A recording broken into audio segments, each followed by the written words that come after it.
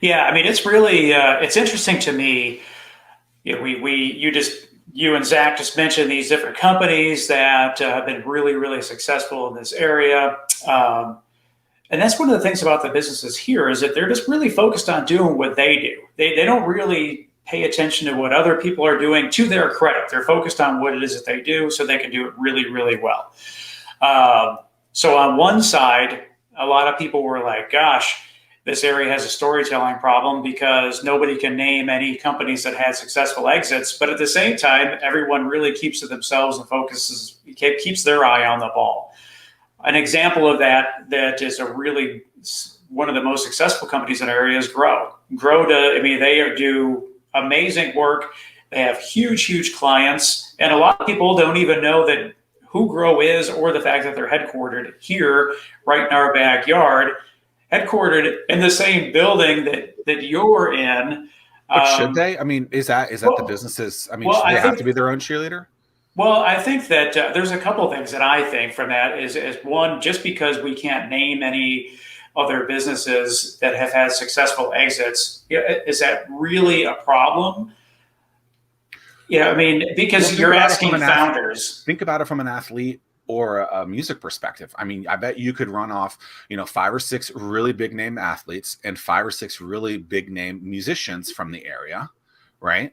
So I mean that's a big thing. I mean, maybe we need to start, having people name out five or six local businesses from that perspective that have done it from the same thing, right? I mean, I'm not. Yeah, What are I five? mean,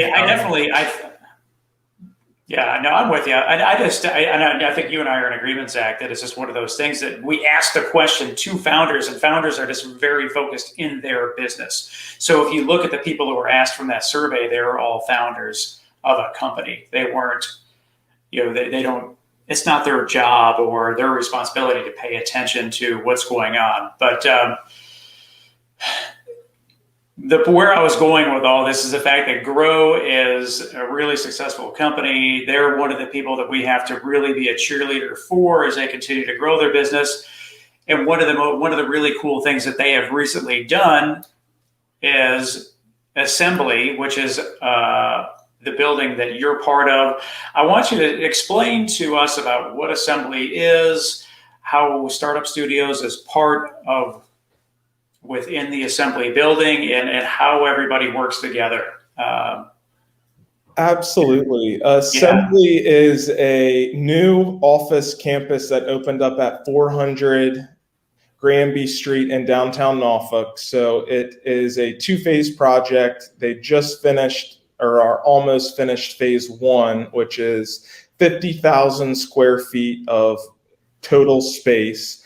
Of that, over 15,000 is community or event space. So I'm in one of the recording studios right now. So everyone has access to be able to record their podcast or do anything there. So they have a lot of the way it's designed is very intentional to really attract designers, creatives like Grow, like Have a Good Day, like Astoria, like Lynch Mikens, work program architects, Rise. So very intentional and deliberate in kind of the tenets there. And it's designed so there are a lot of collision points throughout the space. So you're in an entire environment where you're with like-minded people that are trying to continue to kind of push the status quo and do the impossible, so to speak. So Monique Adams approached Drew years ago and said when they were in the very early planning stages of Assembly that they were working on this model and concept at the time called 757 Startup Studios.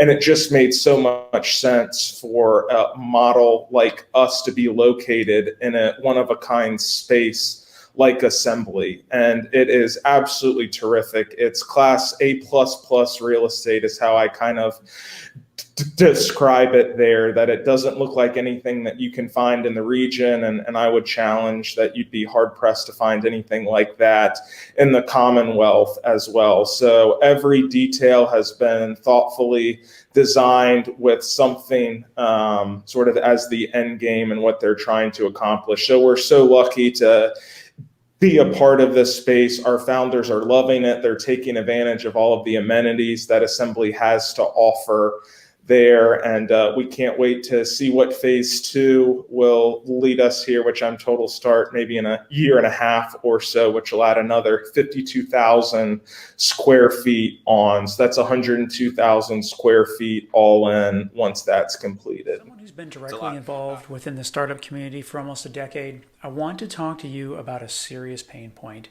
Spending a ton of time trying to understand the business landscape in the 757. That's time that should be focused on growing the business. At Startwheel, we're here to help you by compiling all of the news you need to know about in one place. Now there's no need to search multiple websites. Just head to startwheel.org and see for yourself. That's startwheel.org.